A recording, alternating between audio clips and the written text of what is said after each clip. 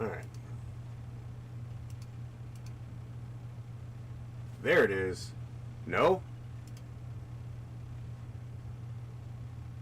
Okay. Alright, alright. There we are. There we are. Well, something's coming up.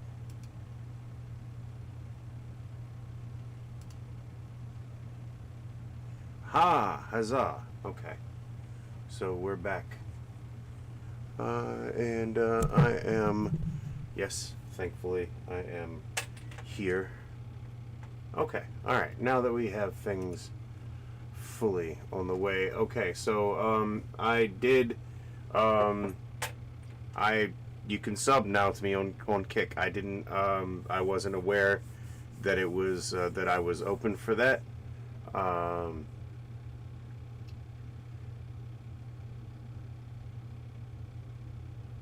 Yeah, do with that what you will, but that's kind of cool.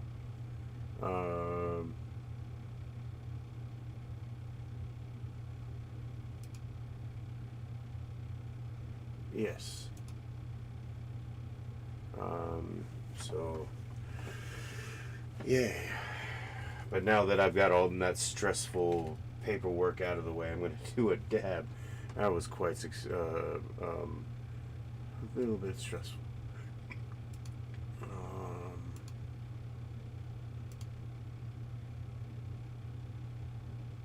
Okay.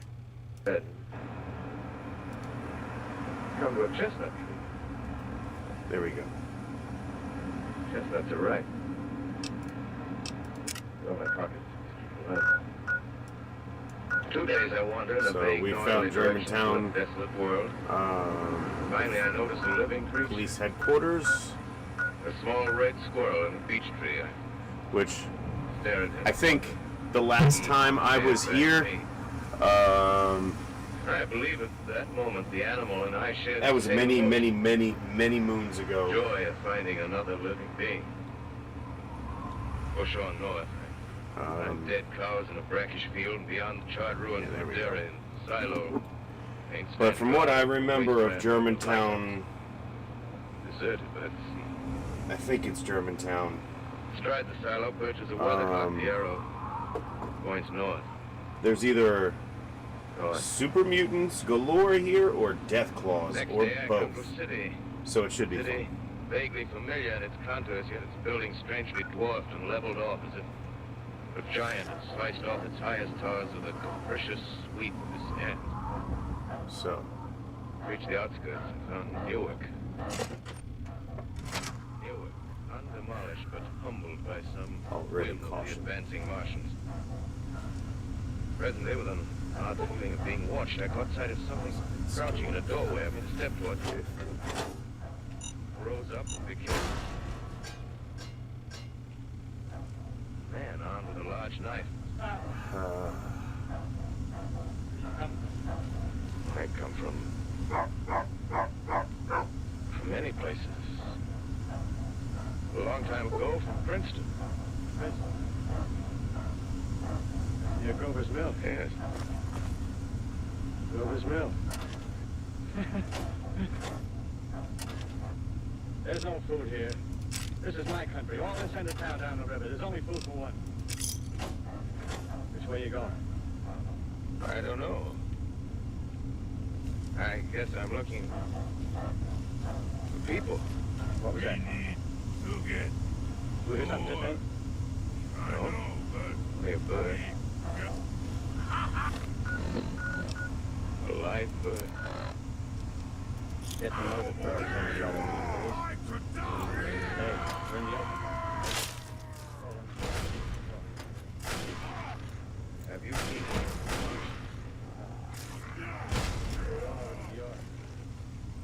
Night, the sky's alive with the lights, just as if people were still living. Daylight, you can't see them. 5 days ago, a couple of them carried something big across the flats from the airport. I think they're learning how to fly. fly? Yeah, fly. Well, it's all over with humanity. Stranger, there's still you and I. 2 of us left. They got themselves in solid. They wrecked the greatest country in the world. Those green stars, they're probably falling somewhere every night. They've only lost one machine. There isn't anything to do. We're done. We're licked. Where were you? You're in a uniform. Yeah, I was in the militia. National Guard. That's good. There wasn't any war. Any more than there's war between man and ant. Yes, but we're eatable ants. I found that out. What do they do to us? I thought it all out. Right now, we're caught as we're wanted. Martian only has to go a few miles to get a crowd on the run.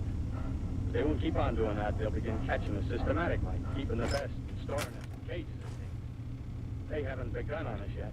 Begun? Not begun. All that's happened so far is because we don't have sense enough to keep quiet. Bothering them with guns and such stuff and losing our heads and rushing off in crowds. Instead of our rushing around blind, we gotta fix ourselves up according to the way things are now. Cities, nations, civilization, progress. Yes, but if that's so, what is there to live for? Well, there won't be any more concerts for a million years or so, and no nice little dinners at restaurants. If it's amusement you're after, I guess the game's up. What is there left? Life, that's what. I want to live. Yeah, so do you. We're not going to be exterminated. I don't mean to be caught either. Tamed and fattened and bred like an ox. What are you gonna do? I'm going on. Right under their feet. I got a plan. We men as men. Finished. We don't know enough. We gotta learn plenty before we got a chance. We gotta live and keep free while we learn, see? Thought it all out, see? What's under the rest? It isn't all of us that are made for wild beasts. That's what it gotta be. What it gotta be. That's why I watched you. All those little office workers who used to live in these houses. They be no good. They haven't any stuff in them. Run off to work. I've seen hundreds of them running to catch their commuter's train in the morning. Afraid they get canned if they don't run back tonight. Afraid they wouldn't be in time for dinner. Lives insured and a little invested in case of accident. Yeah, and on Sundays, worried about the hereafter. Washington, they're God for those nice roomy cases. Good food, careful breeding, no worries. Yeah, after a week or so chasing around the field on empty stomachs, they'll come and be glad to be caught. You thought it all out. You bet I have. That isn't all. These Martians are going to make pet systems. Train them to do tricks. Who knows, get sentimental with a pet boy who grew up and had to be killed. Yeah. Some maybe. They'll train to hunt us. Yes, they will. There's men who do it flat. Be like. Meantime, you and I and others like us, where are we to live when the Martians own the Earth? All for them. They live underground. I've been thinking about the sewers. Under New York, they're miles and miles up. The main ones are big enough for anyone. Then there's some vaults, underground storerooms, railway tunnels, subways. Begin to sleep. We got a bunch of strong men together. No weakness. That rubbish. Out. As you meant me to go. And you a chance. Won't quarrel about that. Go on. You gotta make safe places for us to stay in. Get all the books. Science books. That's where men like you come in, see? You raid the museums. We'll even spy on the Martians. May not be so much we have to learn before. Just imagine this. 4 or 5 of their own hiding machines suddenly start off. Heat rays right and left. Not a Martian in them. Not a Martian in them, see? But men. Men who've learned the way how. Maybe even in our time. Gee. Imagine having one of them lovely things with a heat ray wide and free. We turn it on Martians. We turn it on men. We bring everybody down on their knees. That's your plan. You. Morons. You run the world. I see. Hey. Where you going? Not to your world. Bye, stranger. After parting with the artilleryman, I came at last to the Holland Tunnel, entered that silent tube. Anxious to know the fate of the great city on the other side of the Hudson. Cautiously, I came out of the tunnel and made my way up Canal Street. Reached 14th Street, and there again, black powder, several bodies, and an evil, ominous smell from the gratings of the cellars of some of the houses. I wandered up through the 30s and 40s, stood alone on Times Square, caught sight of a lean dog running down 7th Avenue with a piece of dark brown meat in his jaws. A pack of starving mongrels. He made a wide circle around me as though he feared I might prove a fresh competitor. Walked up Broadway in the direction of that strange powder, past silent shop windows, displaying their mute wares to empty sidewalks. Past the Capitol Theater, silent, dark. Past a shooting gallery where a row of empty guns faced an arrested line of wooden ducks. Near Columbus Circle, I noticed models of 1939 motor cars in the showroom facing empty streets. Over the top of the General Motors building, I watched a flock of black birds circling in the sky. Hurried on. Suddenly, I caught sight of the hood of a Martian machine, standing somewhere in Central Park, gleaming in the late afternoon sun. Insane idea. I rushed recklessly across Columbus Circle and into the park. I climbed a small hill above the pond at 60th Street, and from there I could see standing in a silent row along the mall 19 of those great metal titans, their cowls empty, their steel arms hanging listlessly by their sides. I looked in vain for the monsters that inhabit those machines. Suddenly, my eyes were attracted to the immense flock of black birds that hovered directly below me. They circled the ground. And there before my eyes, stark and silent, lay the Martians with the hungry birds pecking and tearing brown shreds of flesh from their dead bodies. Later, when their bodies were examined in laboratories, it was found that they were killed by the putrefactive and disease bacteria against which their systems were unprepared. Plain, after all, man's senses have failed. The humblest thing that God has wisdom to put upon this earth. Before the cylinder fell, there was general persuasion that through all the deep of space, no life existed beyond the petty surface of our minute sphere. Now we see further. Dim and wonderful is the vision I've conjured up in my mind of life spreading slowly from this little seedbed of the solar system throughout the inanimate vastnesses of sidereal space. A remote dream, maybe that the destruction of the Martians is only a reprieve to them and not to us. The future ordained for us. Game's over! Strange it now seems to live in that peaceful study, Princeton, writing down the last chapter of the record, begun in the deserted farm to watch children playing in the strange to see young people strolling through spring grass, fields black sky. Strange to watch the sightseers enter the museum where the dissembled parts of a Martian machine are kept on public view. When I recall a time when I first saw it. Clean cut, hard. Under the dawn of that last great day.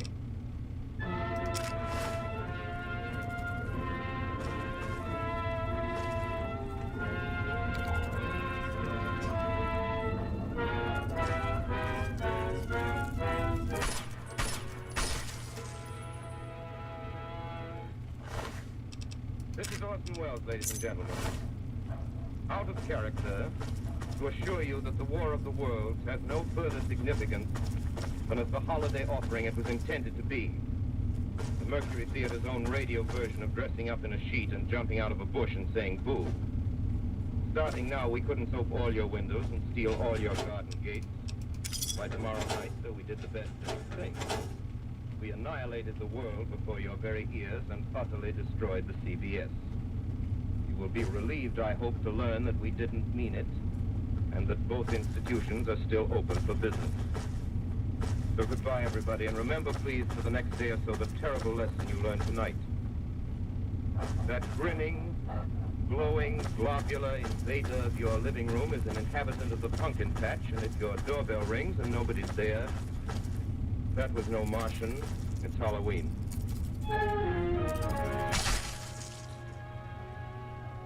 Tonight, the Columbia Broadcasting System and its affiliated stations coast to coast has brought you The War of the Worlds by H.G. Wells, the 17th in its weekly series of dramatic broadcasts featuring Orson Welles and the Mercury Theater on the air. Next week, we present a dramatization of 3 famous short stories. This is the Columbia Broadcasting System. Oh, fuck. Why isn't the... Columbia Broadcasting...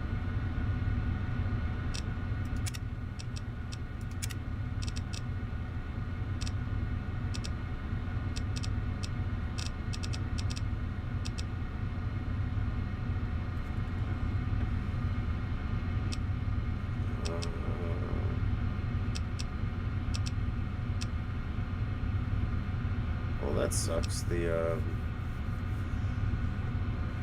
Broadcasting System.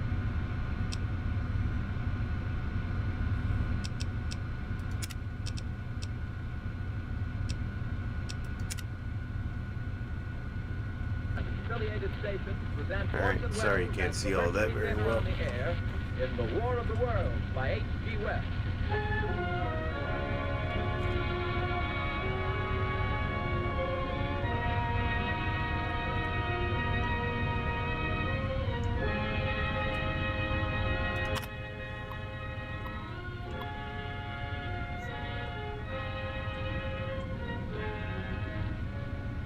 Ladies and gentlemen, the director of the Mercury Theater and star of these broadcasts, Orson Welles.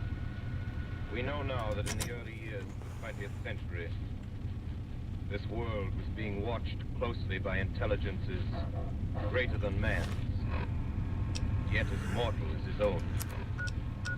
We know now that as human beings busy themselves about their various concerns,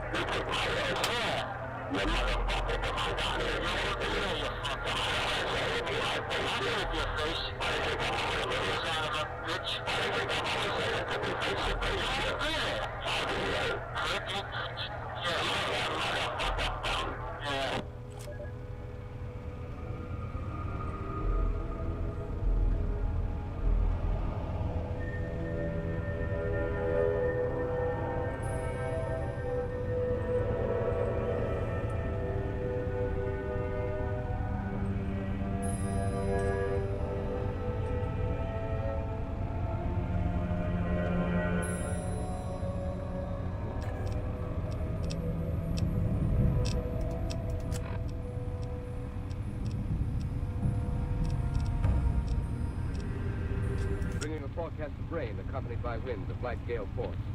Maximum temperature 66, minimum 48. This weather report comes to you from the Government Weather Bureau. We take you now to the Meridian Room in the Hotel Park Plaza in downtown New York, where you will be entertained by the music of Raymond Raquello and his orchestra.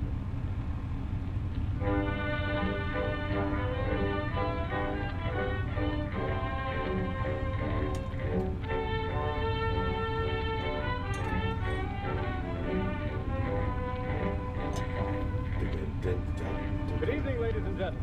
From the Meridian Room in the Park Plaza Hotel in New York City, we bring you the music of Raymond Raquello and his orchestra. With the touch of the Spanish, Raymond Raquello leads off with La Comparsita.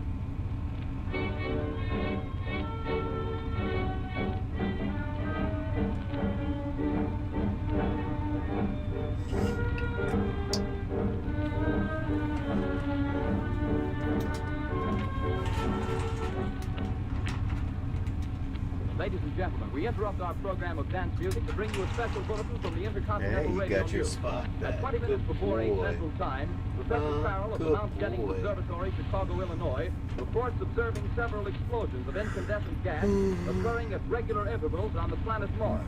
The spectroscope indicates the gas to be hydrogen and moving toward the Earth with enormous velocity.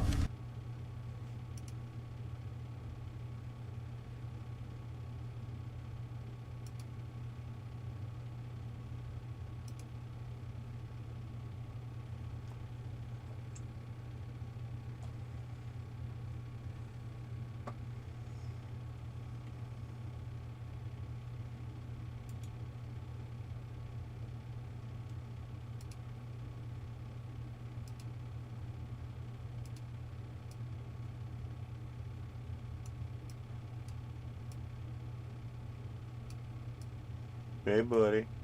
You're on camera. Hmm?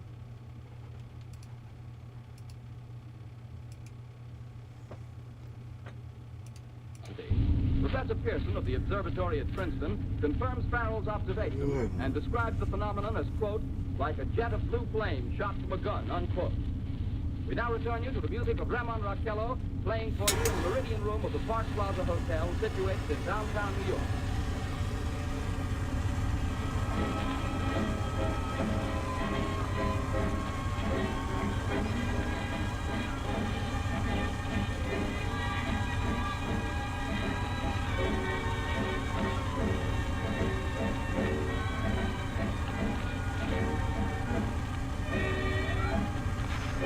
And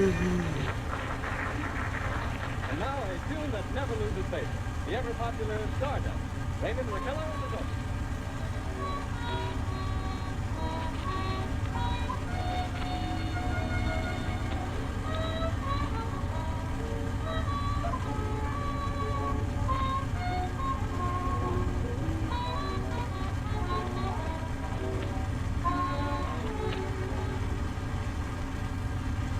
Ladies and gentlemen, following on the news given in our bulletin a moment ago, the Government Meteorological Bureau has requested the large observatories of the country to keep an astronomical watch on any further disturbances occurring on the planet Mars. Due to the unusual nature of this occurrence, we have arranged an interview with a noted astronomer, Professor Pearson, who will give us his views on this event. In a few moments, we will take you to the Princeton Observatory at Princeton, New Jersey. We return you until then the music of Ramon Raquello and his orchestra.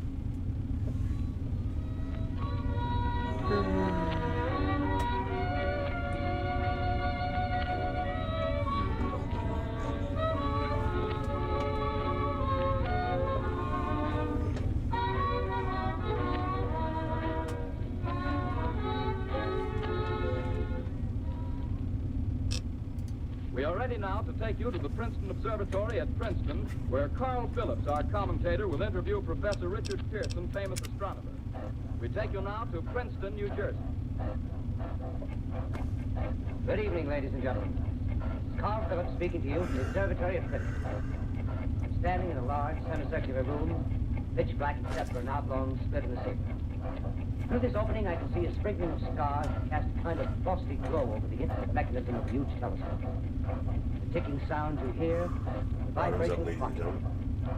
Professor Pearson stands directly above me on a small platform, peering through the giant lens. I ask you to be patient, ladies and gentlemen. During any delay that may arise during our interview. Besides the ceaseless watch of the heavens, Professor Pearson may be interrupted by telephone or other communication. During this period, he is in constant touch with the astronomical centers of the world. Professor, may I begin our questions? Any time, Mr. Phillips. Professor, would you please tell our radio audience exactly what you see as you observe the planet Mars through your telescope? Nothing unusual at the moment, Mr. Phillips. A red disk swimming in a blue sea. Transverse stripes across the disk. Quite distinct now because Mars has to be at the point nearest the Earth in opposition as we... In your opinion, what do these transverse stripes signify? Not canals, I can assure you, Mr. Phillips. Although that's the popular conjecture of those who imagine Mars to be inhabited. Viewpoint stripes are merely the result of atmospheric conditions peculiar to the planet. Then you're quite convinced, as a scientist, that living intelligence as we know it does not exist on Mars? Say the chances against it are 1,000 to 1.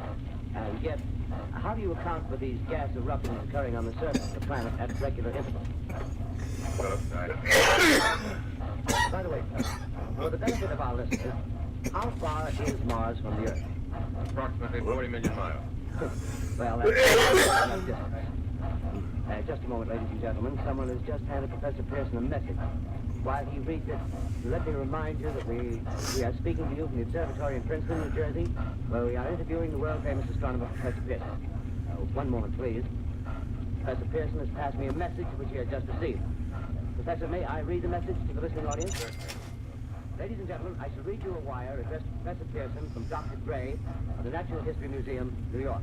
Quote, 9:15 p.m. So I've got a couple of mods installed that I just put in today. Earthquake intensity occurring within a radius of 20 miles of Princeton. One is obviously the War of the Worlds. Signed Lloyd Gray, Chief of Astronomical Division.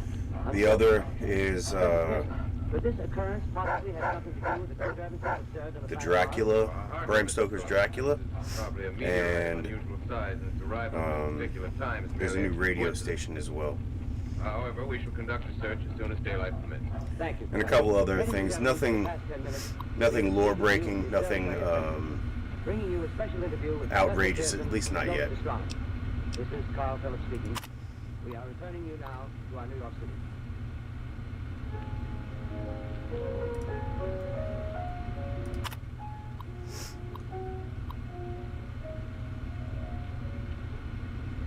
Ladies and gentlemen, here is the latest bulletin from the Intercontinental Radio News. Toronto, Canada. Professor Morris of Macmillan University reports observing a total of 3 explosions on the planet Mars between the hours of 7:45 p.m. and 9:20 p.m. Eastern Standard Time. This confirms earlier reports received from American observatories. Now, nearer home, comes a special bulletin from Trenton, New Jersey. It is reported that at 8:50 p.m. a huge flaming object, believed to be a meteorite, fell on a farm in the neighborhood of Grover's Mill, New Jersey, 22 miles from Trenton. The flash in the sky was visible within a radius of several hundred miles, and the noise of the impact was heard as far north as Elizabeth. We have dispatched a special mobile unit to the scene, and we'll have our commentator, Carl Phillips, give you a word picture of the scene as soon as he can reach there from Princeton. In the meantime, we take you to the Hotel Martinet in Brooklyn, where Bobby Millett and his That orchestra dude are was offering a fucking program of crazy. dance music.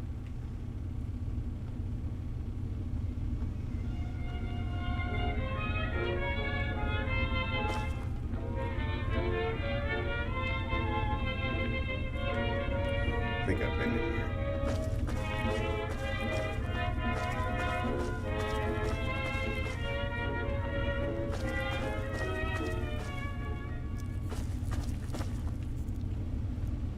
We take you now to Grover's Mill, New Jersey.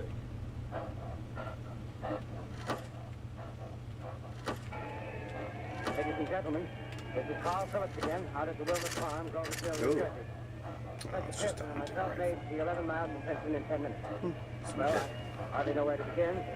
Paint for you a word picture of a strange scene before my eyes, but something out of a modern Arabian night. Well, I just got here. I haven't had a chance to look around yet. I guess that's it. Yes, I guess that's the thing directly in front of me. Half buried in a vast... ground is covered with splinters of tree. It must have struck on its way down. But I can see the object itself. Just Oh, come on. something that's like a meteor, reaching up to the size of a huge cylinder. That's the diameter of... Can't believe what would I you wasted say, that many Professor? bullets on that.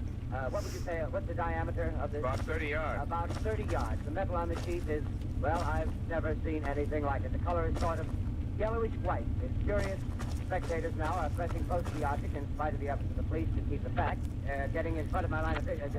Would you mind standing one side, please? While the police are pushing the crowd back. Here's Mr. Wilman, owner of the box.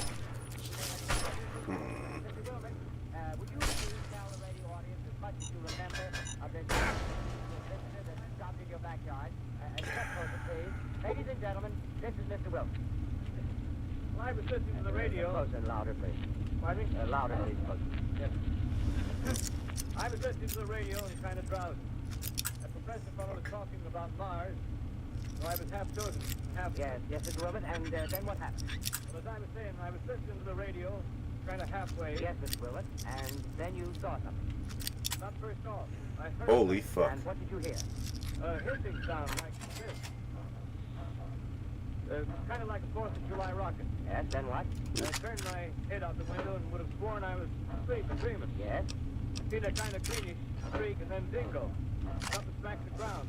Knocked me clear out of my chair. Well, were you frightened, Mr. Willett? Well, I ain't quite sure. I reckon I was kind of riled. Well, thank you, Mr. Wilmer. Thank you very much. No, that's quite all right. That's plenty. Ladies and gentlemen, you've just heard If we were anywhere else but in the fucking wasteland, I'd say I would probably don't need all this stuff, but I'm gonna need most of this, if not all of this. Police just trying to rope off the roadway leading into the farm, but it's no use. They're breaking right through. Car's headlights throw an enormous spotlight on the pit where the objects have buried. Now, some of the more daring souls now are venturing near the edge. Their silhouettes stand out against the metal shield. One man wants to touch the thing. He's having an argument with the police. Because the only thing I don't really use Now, is ladies and unarmed gentlemen, combat. something I haven't mentioned in all this excitement, but it's becoming Although more I've used it once or twice in the very beginning of my run, Listen, please. when I was out of Do you hear it? It's just ammo a humming altogether. sound that seems to come But- from inside the object. I'll move the microphone nearer. Here. Now, we're not more than 25. I mean, I'll be honest, as soon as I find the Gobi Scout campaign Can you rifle, tell us the meaning of that scraping noise inside the thing? Possibly the unequal cooling then of it. that's gonna be, I really don't like fucking not being able to fucking get it. That's 100. The metal casing is definitely extraterrestrial. Not found on this Earth. Friction with the Earth's atmosphere usually tears holes in a meteorite. This thing is smooth. You can see it's cylindrical shape. Nothing's happening. Ladies and gentlemen, this is terrific. This end of the thing is beginning to flake off. The top is beginning to rotate like a screw, and the thing must be hollow. That's a welcome repair right there. This too. Ladies and gentlemen, this is the most terrifying... Silence 10mm pistol. Wait a minute. Someone calling someone or something. I see staring out of that black hole through luminous disc. For the eyes, it might be a face, might be all the But heavens, something wriggling out of the shadow like a gray snake. Now it's another one, and another one, and another one. They look like tentacles to me. I can see the thing's body now. It's large as a bear. It glistens like wet leather, but that face. Ladies and gentlemen, it's indescribable. I can hardly force myself to keep looking at it. It's so awful. The eyes are black and they gleam like a serpent. The mouth is a kind of V-shape with saliva dripping from its rimless lips. It seems to, quiver and pulsate. The monster, or whatever it is, can hardly move. It seems weighed down by possibly gravity or something. The thing's rising up now, and the crowd falls back. It seems plenty. The most extraordinary experience, ladies and gentlemen. I can't find words. Well, I'll pull this microphone with me as I talk. I'll have to stop the description till I can take a new position. Hold on, will you please? I'll be right back in a minute.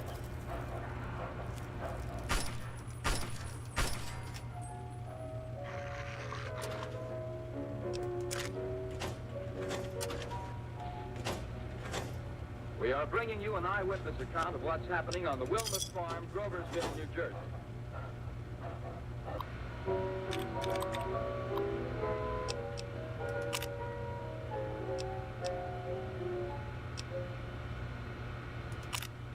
We now return you to Carl Phillips at Groversville.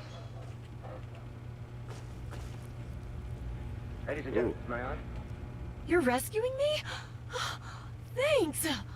Oh, I thought we were goners for sure. I think the others are dead. Or worse.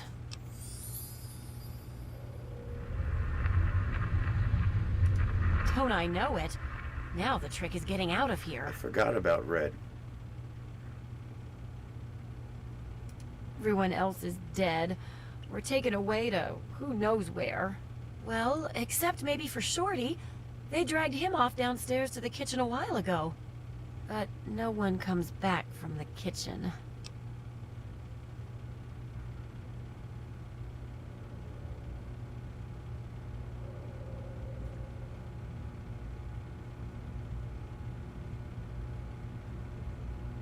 I'm not waiting around for some super mutant to lock me up again. There's the back door somewhere around here. If you're not back soon, I'm leaving without you. If I'm not here when you come back, meet me at Big Town. Fair enough. Fair enough, ma'am. Coming this way now, about 20 yards to my right.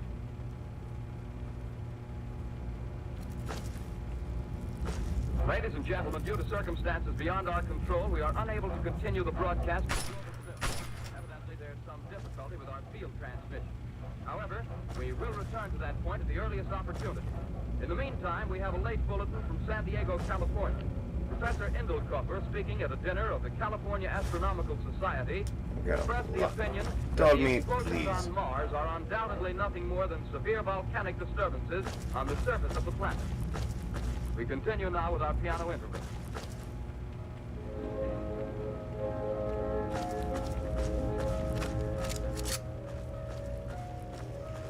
All right, let's go see. Ladies and gentlemen, I've just been handed a message that came in from Grover's Mill by telephone. Just one moment, please. Including 6 state troopers, lie dead in a field east of the village of Grover's Mill. Their bodies burned and distorted beyond all possible recognition. The next voice you hear will be that of Brigadier General Montgomery Smith, commander of the state militia at Trenton, New Jersey. I have been requested by the governor of New Jersey to place the counties of Mercer and Middlesex as far west as Princeton and east to Jamesburg under martial law. No one will be permitted to enter this area except by special pass issued by state or military authorities. 4 companies of state militia are proceeding from Trenton to Grover's Mill and will aid in the evacuation of homes within the range of military operations. Okay, so like, yeah. You have just been listening to General Montgomery Smith, commanding the state militia at Trenton. Shorty's handprints. In the meantime, further details of the gross. Grover's Mill are coming in. Let's go see if we can The get creatures, after unleashing their deadly assault, let's go see if we can help him out. To prevent the efforts of the firemen to recover the bodies and extinguish the fire. The combined fire departments of Mercer County are fighting the flames which menace the entire countryside. We have been unable to establish any contact with our mobile unit at Grover's Mill, but we hope to be able to return you there at the earliest possible moment. In the meantime, we take you to... Just one moment, please. Ladies and gentlemen, I have just been informed that we have finally established communication with an eyewitness of the tragedy. Professor Pearson has been located at a farmhouse near Grover's Mill, where he has established an emergency observation post. As a scientist, he will give you his explanation of the calamity. The next voice you hear will be that of Professor Pearson, brought to you by direct wire. Professor Pearson.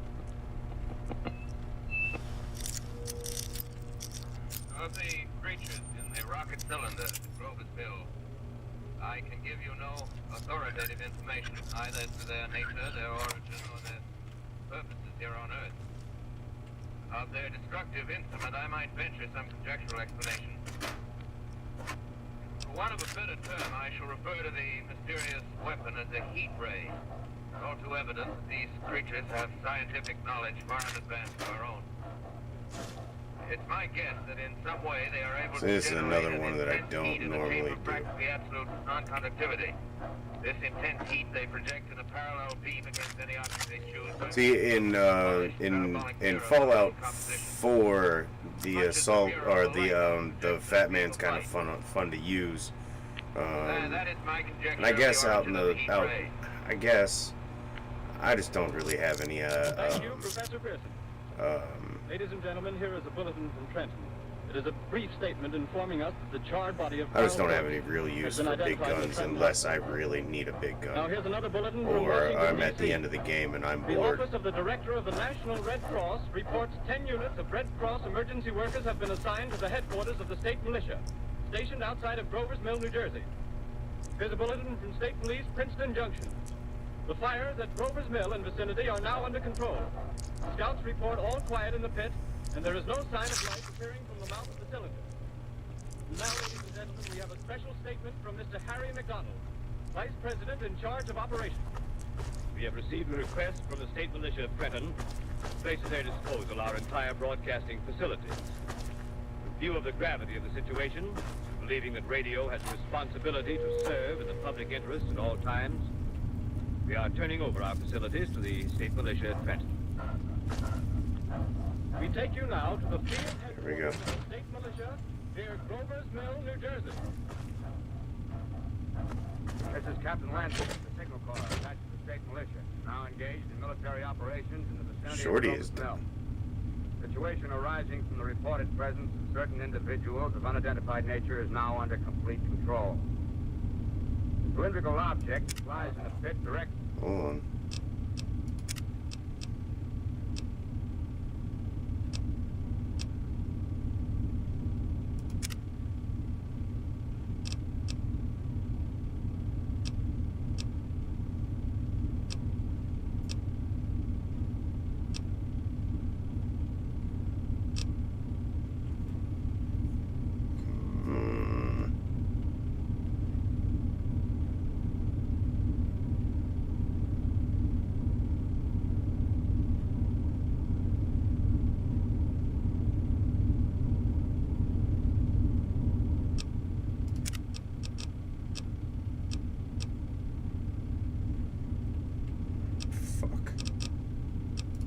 I was not allowed. I was not able to. Below our position. Shit. Surrounded on all sides by 8 battalions of infantry. Without heavy field pieces, but adequately armed with rifles and machine guns.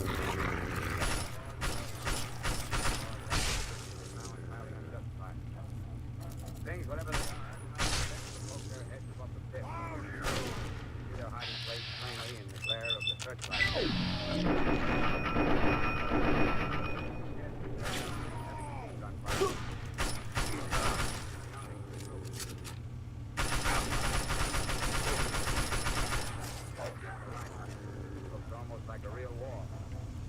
There appears to be some slight smoke in the woods bordering the Stone River. Probably fire started by camp. I'm sorry, Shorty. Well, you ought to I did not get there fast enough and didn't have a save point. A quick brush and it'll all be over. Sorry. Wait a minute, I see something on top of the cylinder. No, it's nothing but a shadow. Now the troops are on the edge of the Wilmot Farm. 7,000 armed men closing in on an old metal tube. That's tough, rather. Well, wait, that wasn't a shadow. It's Fuck. something moving. Solid metal, kind of a shield-like affair rising up out of the cylinder. Going higher and higher. But it's standing on legs, actually rearing up on a sort of metal framework. Now it's reaching above the trees and the searchlights are on it. Hold on.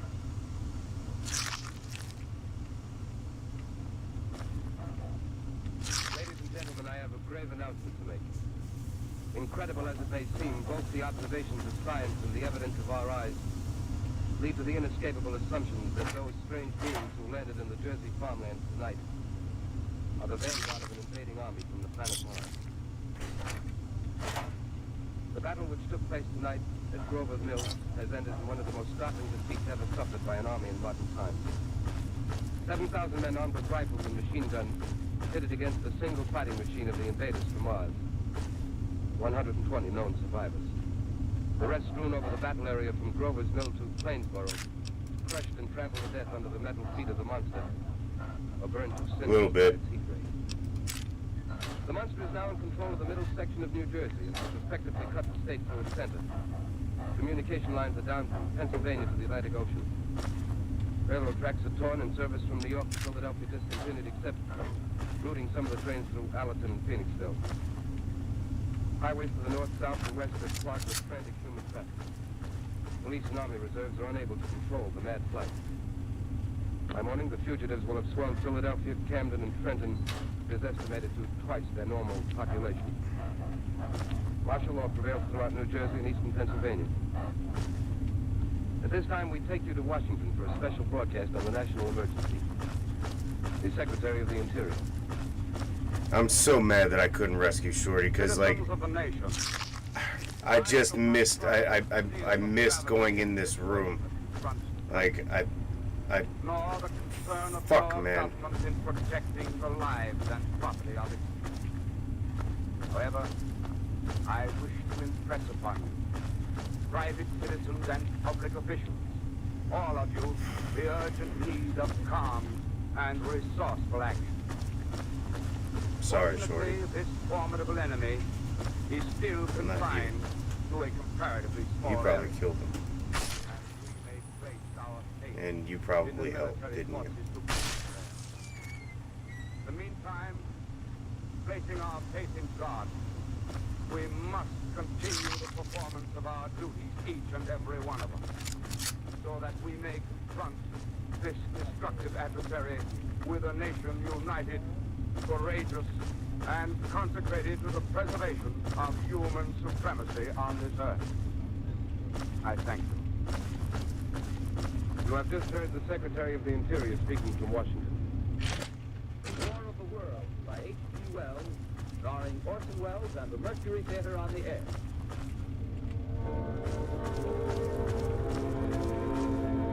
I have to fucking tell her that. I didn't get to her in time, to Shorty in time. We should get out of here. We can talk back at Big Town. I'll take whatever.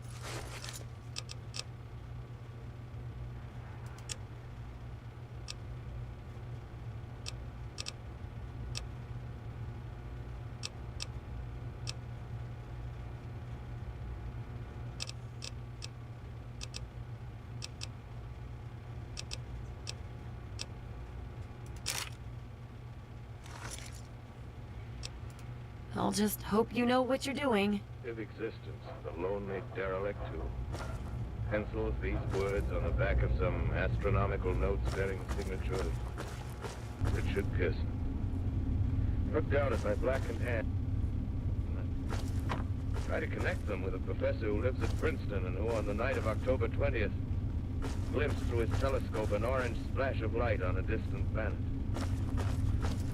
My wife, my colleagues, my students, my books, my observatory,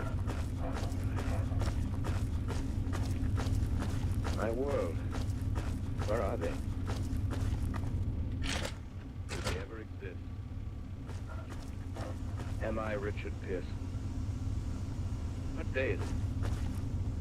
2 days exist without calendars. This time passed when there are no human hands left to watch the clock. Writing down my daily life, I tell myself I shall preserve human history between the dark covers of this little book that was meant to record the movement of the stars. To write, I must live, and to live, I must eat. Find moldy bread in the kitchen, an orange not too spoiled to swallow. Keep watch at the window. Time to time, I lose sight of it. Help! Partially above the black smoke. Smoke still holds the house in its black court. We can talk back at Big Town. I'm not sure I like that idea. If you're not back soon, I'm leaving. To dissipate the smoke, I watch in a corner as his huge metal leg moves nearly brush against the house. Exhausted by terror, I fall asleep. Morning. Morning. Sun streams from the window.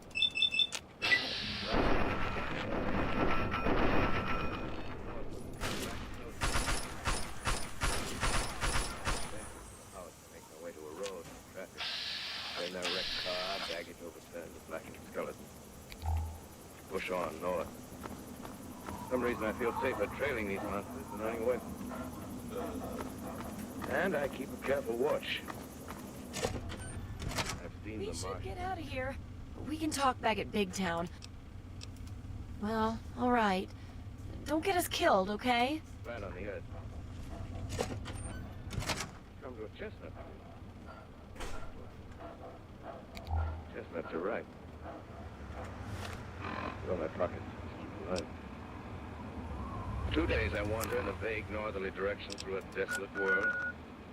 Finally I notice a living creature. A small red squirrel in a beech tree. I stare at him and wonder. He stares back at me. I believe at that moment the animal and I shared the same emotion. Joy of finding another living being. Push on north. I find dead cows in a brackish field and beyond the charred ruins of a dairy and silo. Paint standing guard over the wasteland like a lighthouse. Deserted by the sea. Astride the silo perches a weathercock. The arrow points north. North. Next day, I come to a city. City vaguely familiar in its contours, yet its buildings strangely dwarfed and leveled off as if a giant had sliced off its highest towers with a capricious sweep of his hand.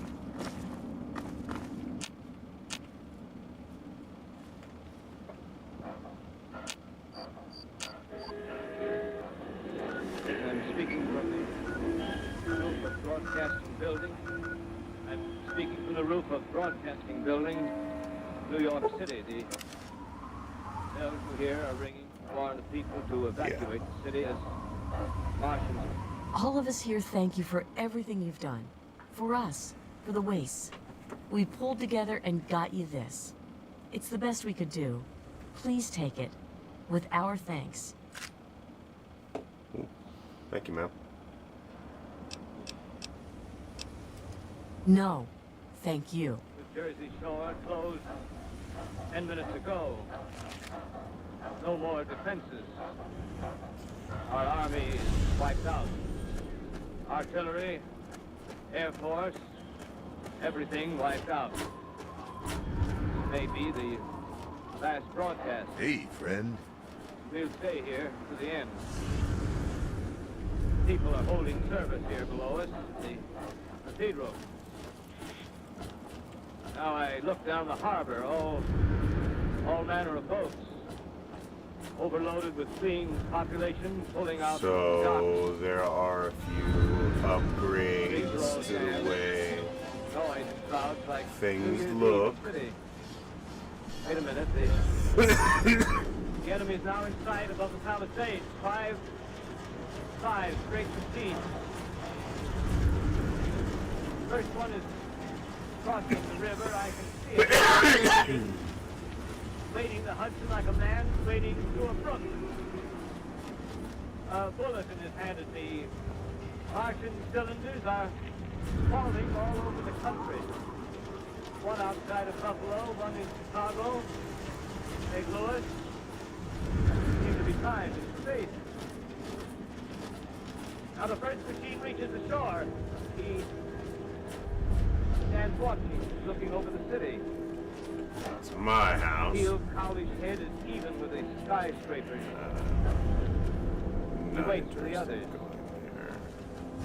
They rise like a line of new towers on the city's west side.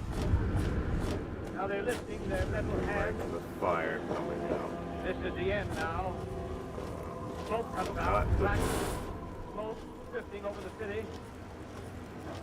People I'm in the looking streets see it now.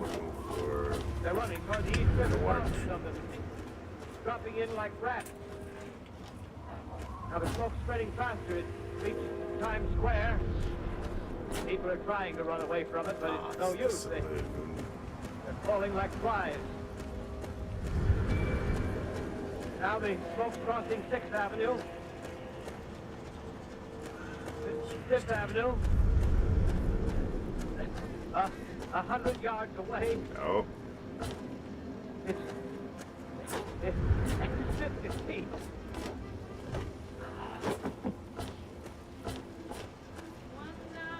where am I supposed to be?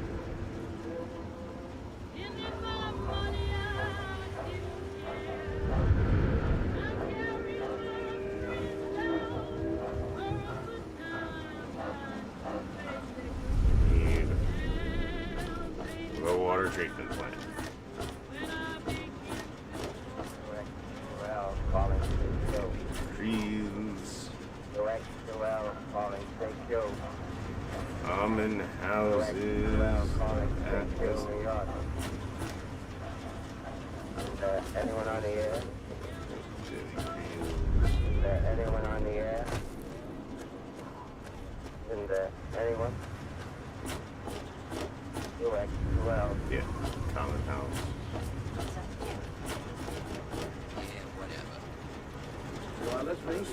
What's up? Hello, sir. I am looking for What the brings you back water to Megaton? treatment plant. performance will continue after a I brief usually intermission. run into This is them the Columbia Broadcasting every System. time I'm walking around. The War of the Worlds by Now, H.G. Wells, starring I'm Orson aware that Welles I'm and the looking Mercury for Theater the on building. air. It's Jericho's house. It's my house. Yes. There he is.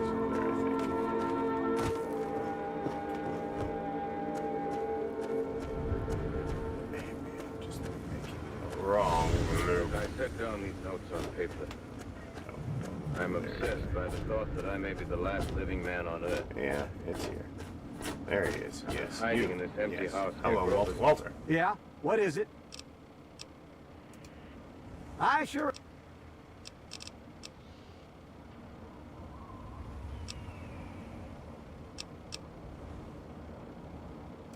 Well, all right. Let me count out your cows.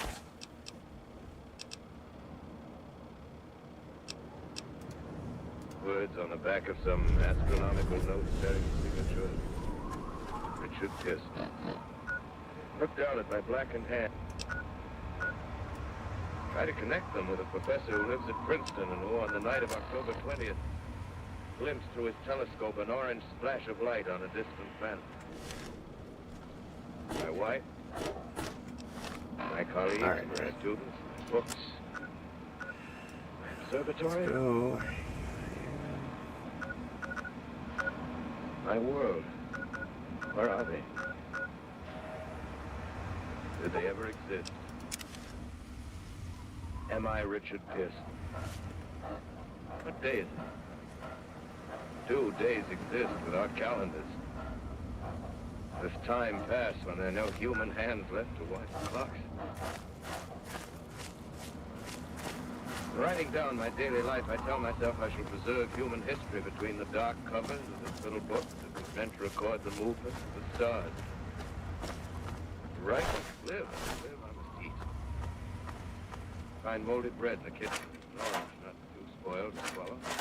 Oh, that's right. These motherfuckers. I got these. Okay. Yeah.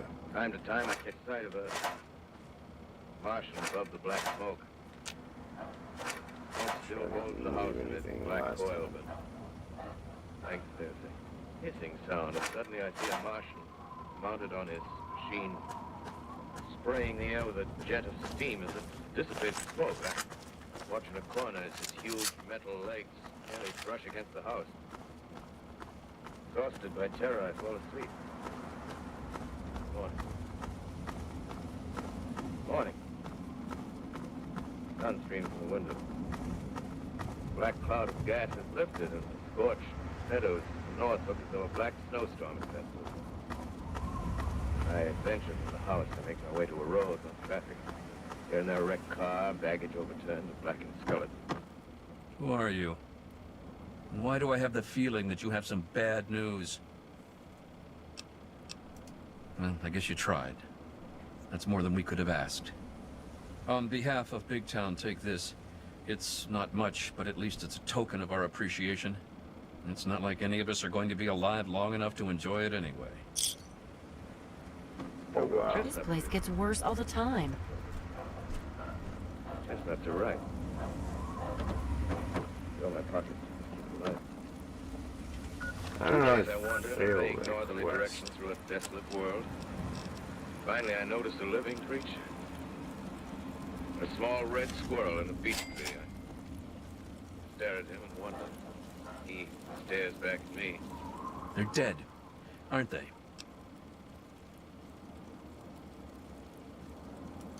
That's what I was afraid of.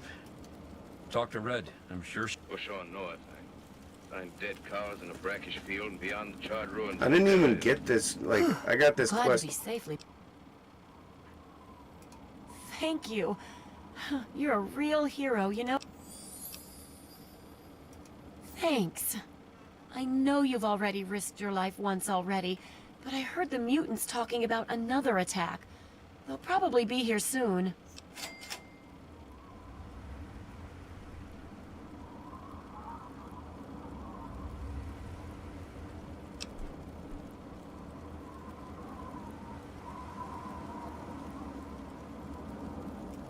Really? That's great. Great. I'll round every... Odd feeling of being watched. I caught sight of something crouching in a doorway. I made a step towards it. Rose up and became a man. A man armed with a large knife. I come from... Go on, I'm watching. Show us what to do. From many places. I'm getting A bored. long time ago from I thought Princeton. you were going to teach us something. Go on. I'm Yeah, paying Grover's attention. milk. Yes. Show us what to do. Grover's milk. Go on. I'm paying attention. Show us what to do. There's no food here. Go on, I'm This watching. is my country. Show us All what this to end of do. town down the river. There's only food for one. I'm confused. Where you go? What am I supposed to be doing?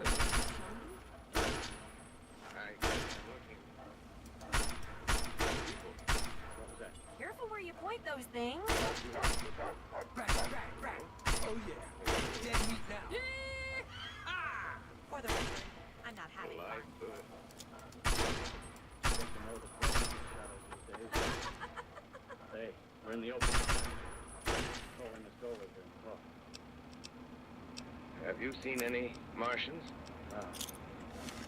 They're going over to New York. Tonight the sky's alive with their lights. The people were still with us. They haven't seen it. 5 days ago, a couple of them carried something big across the flats from the airport. I think they're learning how to fly. Fly. Yeah, fly. Well, it's all stranger than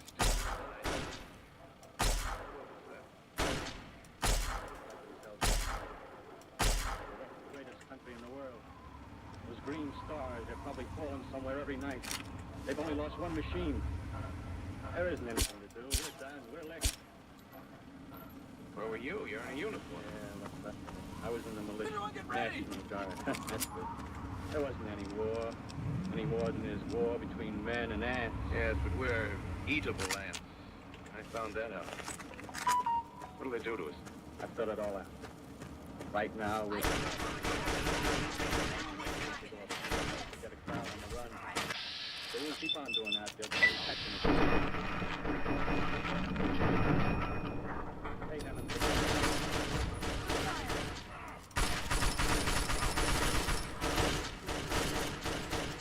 Bothering them with guns and such stuff and losing our heads and rushing off in crowds. Rushing around blind, we gotta fix ourselves up according to the way things are now. Cities, nations, civilization, progress. Yes, but if that's so, what is there to live for? Well, there won't be any more concerts for a million years or so, and no nice little dinners at restaurants. If it's amusement you're after, I guess the game's up. Yeah.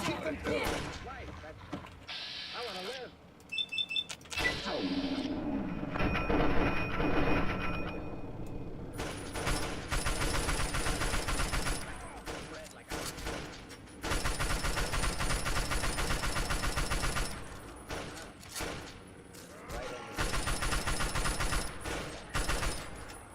We men as men are finished. We don't know enough. We gotta learn plenty before we get a chance. We've gotta live and keep free while we learn, see? I've thought it all out, see? Don't tell me the rest. Well, it isn't all of us that are made for wild beasts. That's what it gotta be. Still alive? That's why I watched you. Watched you. Oh, Thanks for helping us. I just hope we can survive another attack.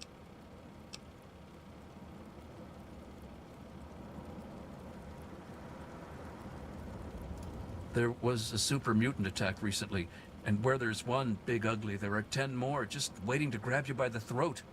Then the slavers will come and pick off what's left of your carcass and drag any survivors to Paradise Falls. Skulk up toward Germantown near the police station. They always come from that direction. Nearby, slavers move. There isn't anything here that hasn't been destroyed or dragged away. There's nothing here but the stench of death. The injured wind up in Red's clinic.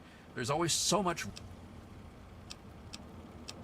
Sometimes you'll see small, tired dots on the horizon instead of angry, anxious ones. Those are settlers who come here from lamplight. The Poor fools. Later. Me, Mike. At least we made it enough.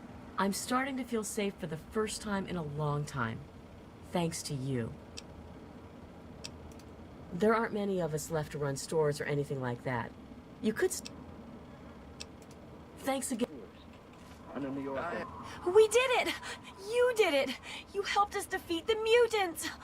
Oh, we'll all feel safer now. Thank you so much.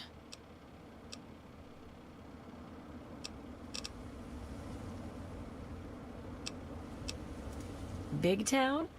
Fairy tale, really. The lamplighters who turn 16 aren't allowed to stay in the caves, but they have to go somewhere.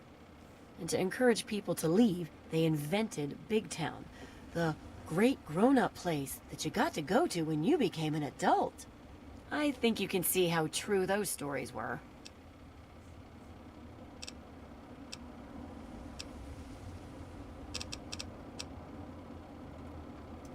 Sure, I could patch you up. This one. Start off. Heat rays right and left. Not a Martian in them. Not a Martian in them, see? But men. Give her the business and... You're all set. I feel bad Are we done for here? Shorty. Thanks. And one of them lovely things with a heat ray wide and free. We turn it on Martians. We turn it on men. We bring everybody down on their knees. That's your plan. You, me, more. We own the world. These are poor boys. I see. Hey. Where are you going? Not to your world. Goodbye, stranger.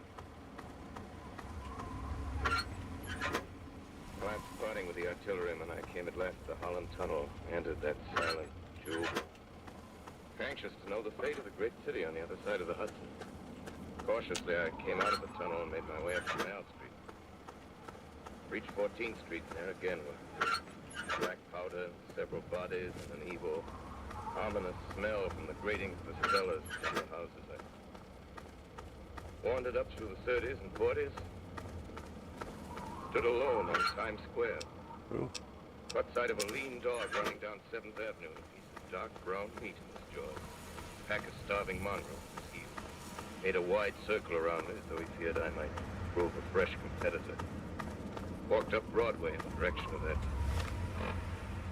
strange powder, past silent shop windows, displaying their mute wares to empty sidewalks. Past the Capitol Theater, silent, dark. Past a shooting gallery where a row of empty guns faces an arrested line of wooden ducks near Columbus Circle.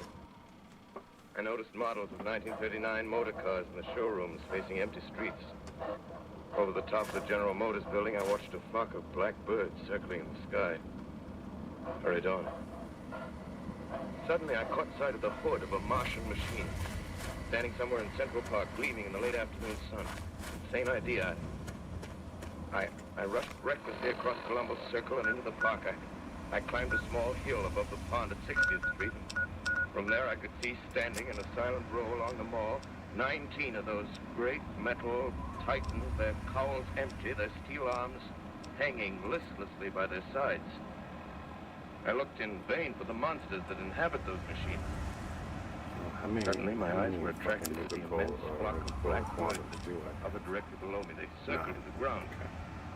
And there before my eyes, stark and silent, lay the Martians with the hungry birds pecking and tearing brown shreds of flesh.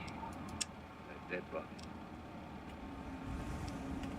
Later, when their bodies were examined in laboratories, it was found that they were killed by the putrefactive and disease bacteria against which their systems were unprepared. Plain, after all, man's defenses have failed. They're the humblest thing that God, His wisdom, has put upon this earth. Before the cylinder fell, there was general persuasion that through all the deep space, no life existed beyond the petty surface of our minute sphere. Now we see further. Dim and wonderful is the vision I've conjured up in my mind of life spreading slowly from this little seedbed of the solar system throughout the inanimate vastnesses of sidereal space. But a remote dream, maybe. Maybe the destruction of the Martians is only a reprieve. To them and not to us. The future ordained, perhaps. How strange it now seems to sit in my peaceful study. Winston.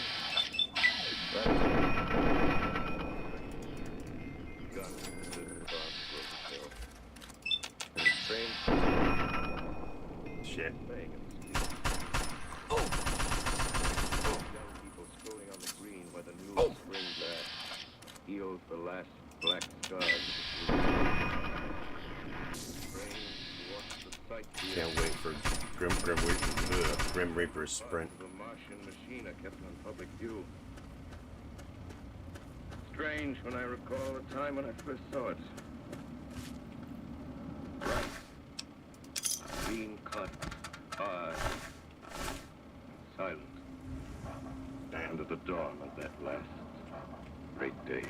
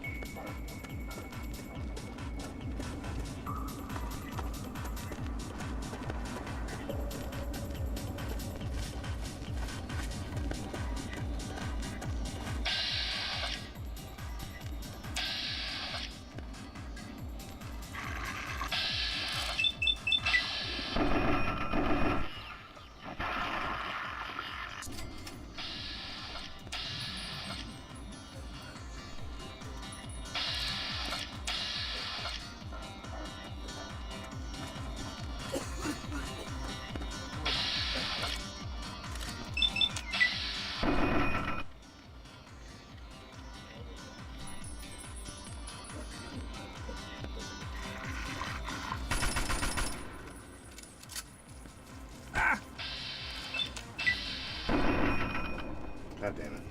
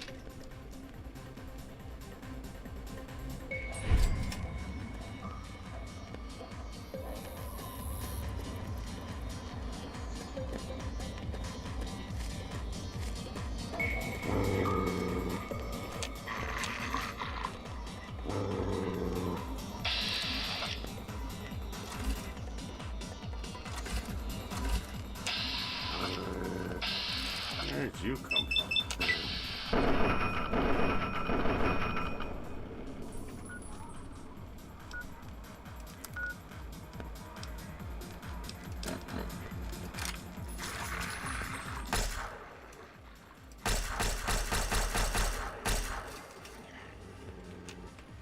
moon.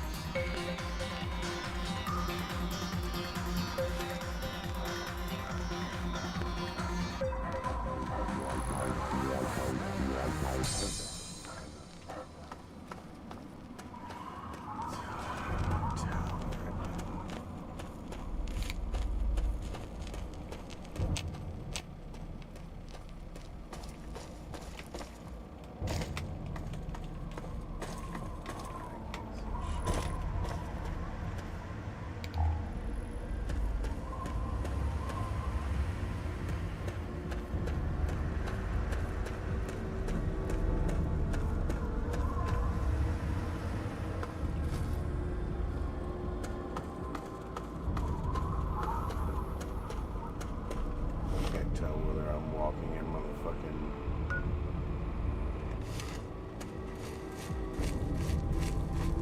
water or... I mean, I know I'm not walking in water, but I can't.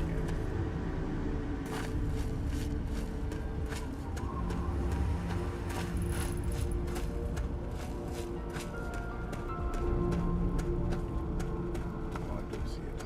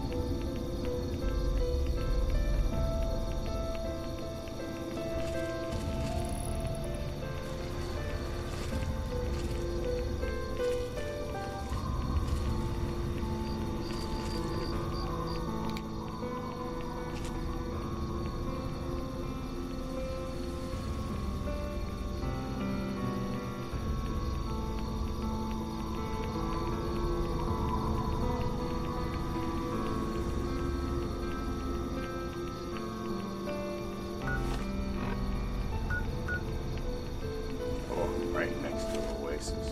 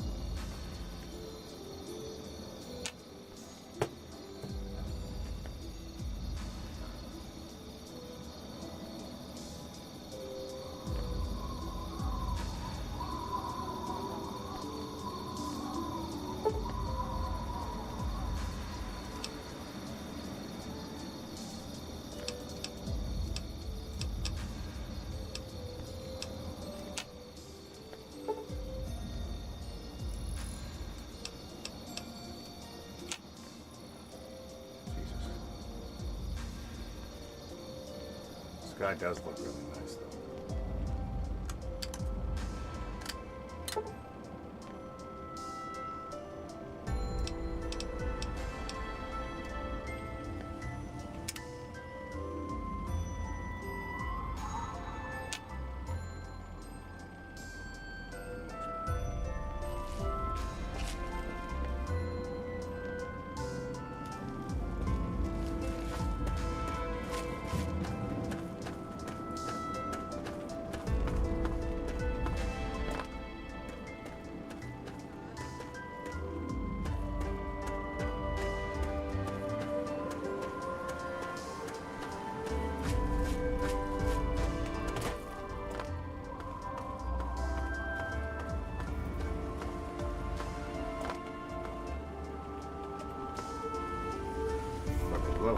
God.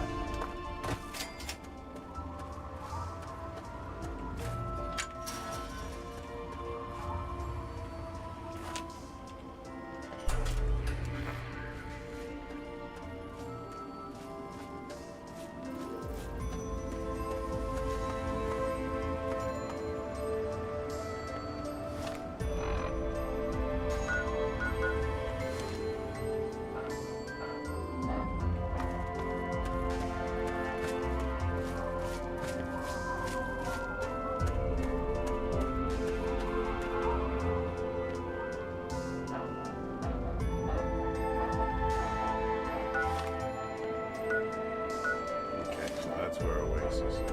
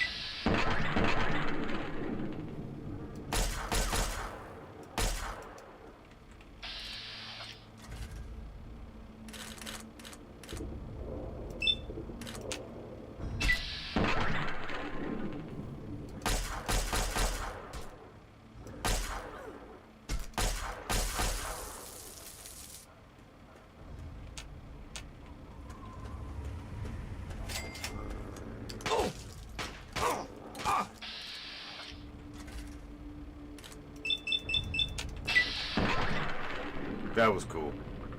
I like that quite a lot. That was fun.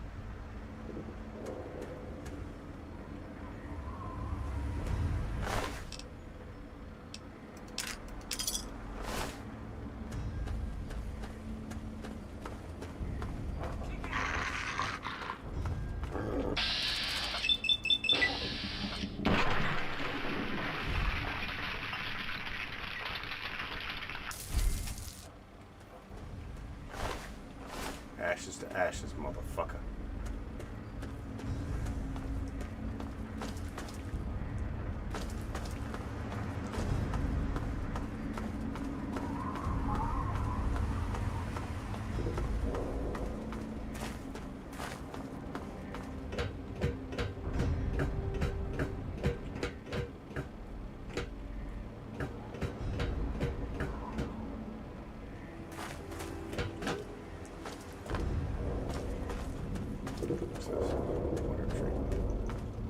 Sounds like there's a big motherfucking battle.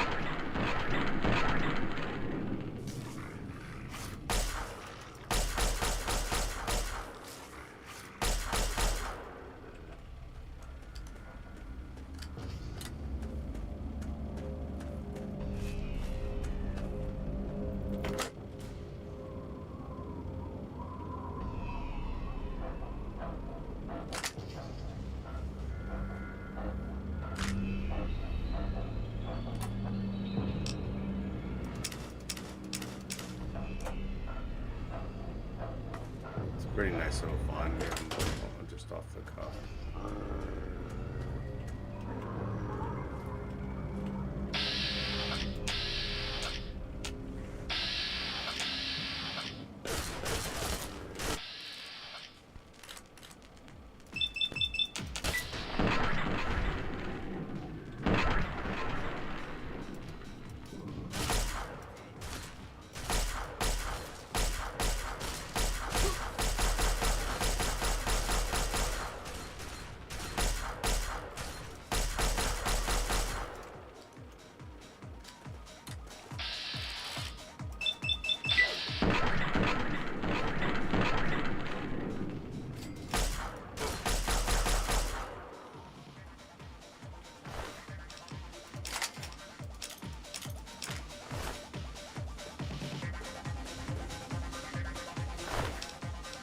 Thank you.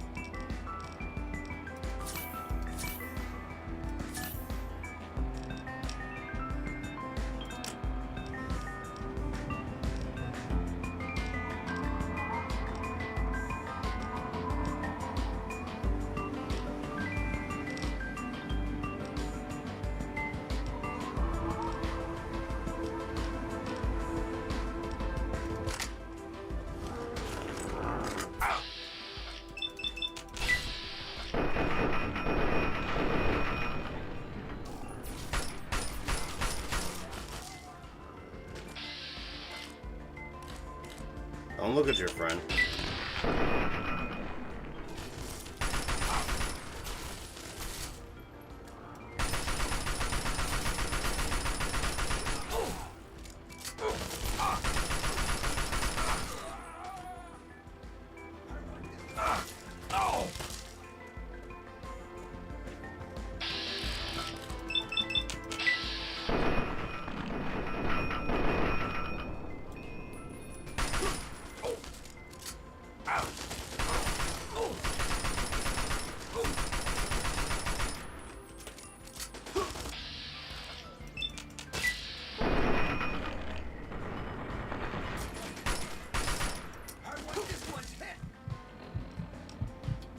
That was close.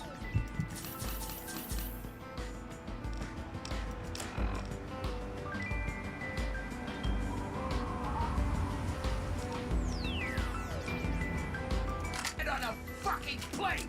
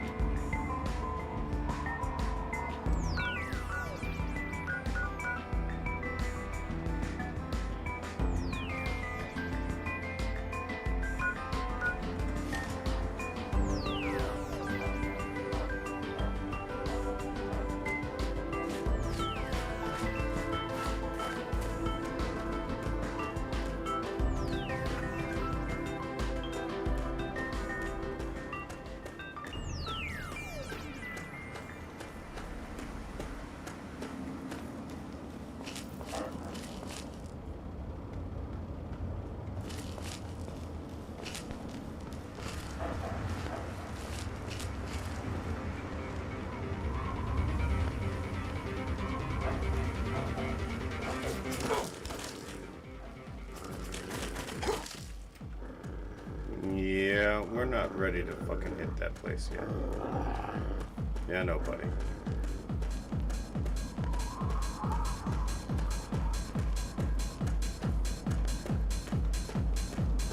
I mean, we could, we're just not, we don't have enough ammo.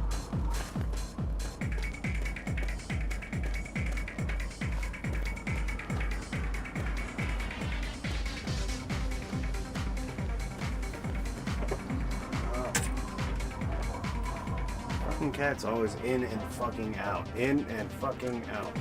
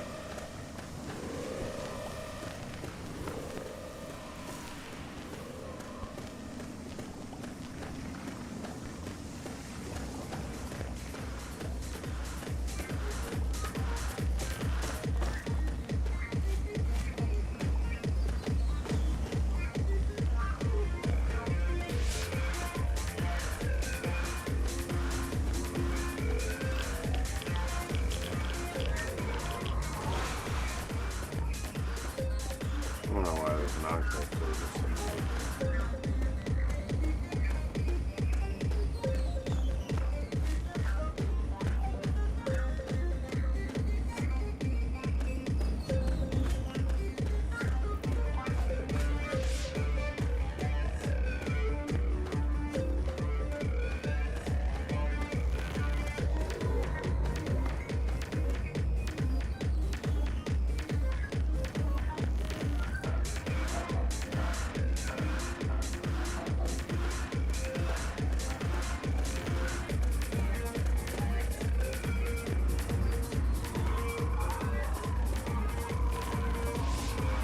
Maybe they were looking for Oasis too.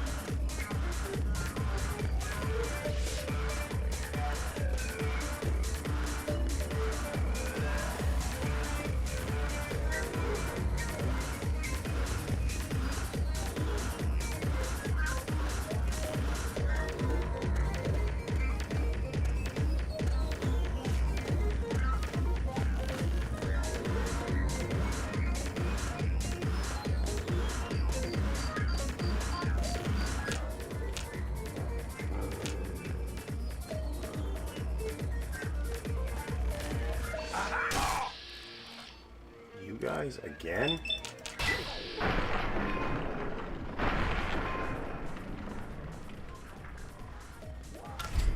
want this one's head!